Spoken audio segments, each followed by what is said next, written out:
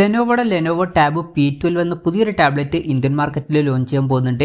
ഈ ഒരു ടാബിൻ്റെ സെയിൽ ഡേറ്റിനെ പറ്റിയിട്ടുള്ള ചില ന്യൂസുകളൊക്കെ ഇപ്പം പുറത്ത് വന്നിട്ടുണ്ട്. പിന്നെ ഫീച്ചേഴ്സിനെ പറ്റിയിട്ടുള്ള പല കാര്യങ്ങളും പറയാൻ കഴിഞ്ഞിട്ടുണ്ട്. മുമ്പ് ഗ്ലോബൽ മാർക്കറ്റിലൊക്കെ ഈ ഒരു ടാബ്ലറ്റ് ലോഞ്ച് ചെയ്തിട്ടുണ്ട്. എന്തായാലും ഈ ഒരു വീഡിയോയിൽ നമ്മൾ നോക്കാൻ പോകുന്നത് Lenovo tab P12 എന്ന ടാബിനെ പറ്റിയിട്ടാണ്. ആദ്യം നമ്മൾ ഫീച്ചേഴ്സും കാര്യങ്ങളൊക്കെ നോക്കുകയാണെന്നുണ്ടെങ്കിൽ ഡിസ്പ്ലേയുടെ കാര്യത്തിൽ ഈ ഒരു ടാബിൽ 12.7 ഇഞ്ചിൻ്റെ ഡിസ്പ്ലേ വന്നേക്കാം.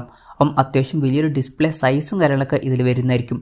പിന്നെ 3K റെസൊല്യൂഷൻ ആയിരിക്കും ഇതിൽ വരിക. റെസൊല്യൂഷൻ വരിക 2944x1840 ആയിരിക്കും.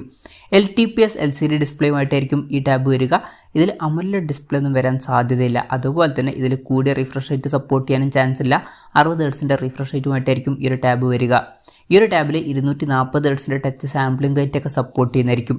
പിന്നെ 10-bit ഡിസ്പ്ലേ പോലുള്ള ഫീച്ചേഴ്സൊക്കെ ഇതിൽ വന്നേക്കാം. ഫിംഗർ പ്രിന്റ് സെൻസർ ഈ ടാബിൽ വരുന്നതായിരിക്കും. ഫിംഗർ പ്രിന്റ് സെൻസർ പവർ ബട്ടണിൽ ഇൻ്റഗ്രേറ്റ് ചെയ്തിട്ടായിരിക്കും വരിക. ടാബിൻ്റെ വെയിറ്റ് വരിക 630 ഗ്രാം ആയിരിക്കും. തിക്നെസ് വരിക 6.9 mm ആയിരിക്കും. ഈ ഒരു ടാബിൻ്റെ സ്റ്റോം ഗ്രേ അതുപോലെ തന്നെ ഓട്ട് എന്നീ കളർ വേരിയൻസ് ലോഞ്ച് ചെയ്തേക്കാം. ഇനി പ്രോസസ്സറുടെ കാര്യം പറയുകയാണെന്നുണ്ടെങ്കിൽ mediatek dimensity 7050 എന്ന പ്രോസസ്സറുമായിട്ടായിരിക്കും ഈ ഒരു ടാബ് വരിക. ഇപ്പം ഈ ഒരു ടാബ് 25,000 അല്ലെങ്കിൽ 30,000 രൂപയ്ക്ക് താഴേക്കായിട്ടാണ് ലോഞ്ച് ചെയ്യുന്നത് എന്നുണ്ടെങ്കിൽ ആ ഒരു പ്രൈസ് റേഞ്ചിൽ തിരക്കേടില്ലാത്തൊരു പ്രോസസ്സർ എന്നൊക്കെ പറയാൻ പറ്റിയിട്ടുള്ള ഒരു പ്രോസസ്സറാണ് ഈ ഒരു പ്രോസസ്സർ ടാബുകളുടെ കാര്യത്തിൽ. പിന്നെ ഇതിൽ സിമ്മിൻ്റെ സപ്പോർട്ട് ഉണ്ടാവില്ല എന്നാണ് ഇപ്പോഴുള്ള റിപ്പോർട്ടുകൾ പറയുന്നത്. ഈ ഒരു ടാബിൻ്റെ ബേസ് വേരിയൻറ്റിൽ 4GB RAM 128GB ഇൻറ്റേർണലും വന്നേക്കാം. 8GB RAM 128GB ഇൻറ്റേർണലുമായിട്ട് വരുന്ന ഒരു വെർഷനും അതുപോലെ തന്നെ 8GB RAM 256GB ഇൻറ്റേർണലുമായിട്ട് വരുന്ന ഒരു വെർഷനും വന്നേക്കാം. മെമ്മറി എക്സ്പാൻഡ് ചെയ്യണമെന്നുണ്ടെങ്കിൽ മെമ്മറി കാർഡ് സ്ലോട്ടും കാര്യങ്ങളൊക്കെ ഈ ടാബിൽ വരുന്നതായിരിക്കും. പിന്നെ JBL ട്യൂൺ ചെയ്തിട്ടുള്ള ക്വാഡ് സ്റ്റീരിയോ സ്പീക്കേഴ്സും കാര്യങ്ങളൊക്കെ ഈ ടാബിൽ വന്നേക്കാം. Android 13 ബേസ് ആയിട്ടുള്ള സോഫ്റ്റ്വെയർ ആയിരിക്കും ഈ ടാബിൽ വരിക. ഈ ഒരു ടാബിൽ 2 കൊല്ലത്തെ OS അപ്ഡേറ്റും അതുപോലെ തന്നെ 4 കൊല്ലത്തെ സെക്യൂരിറ്റി അപ്ഡേറ്റ്സും ലഭിച്ചേക്കാം.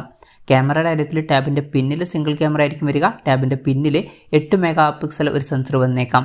ഫ്രണ്ടിലോട്ട് വരുമ്പം 13 മെഗാപിക്സൽ സെൽഫി ക്യാമറ ഇതിൽ വന്നേക്കാം. ബാറ്ററിയുടെ കാര്യത്തിൽ 10,200 mAh ബാറ്ററി ഈ ടാബിൽ വരുന്നതായിരിക്കും. അപ്പം അത്യാവശ്യം കൂടിയൊരു ബാറ്ററി കപ്പാസിറ്റി ഒക്കെ ഈ ടാബിൽ വരും.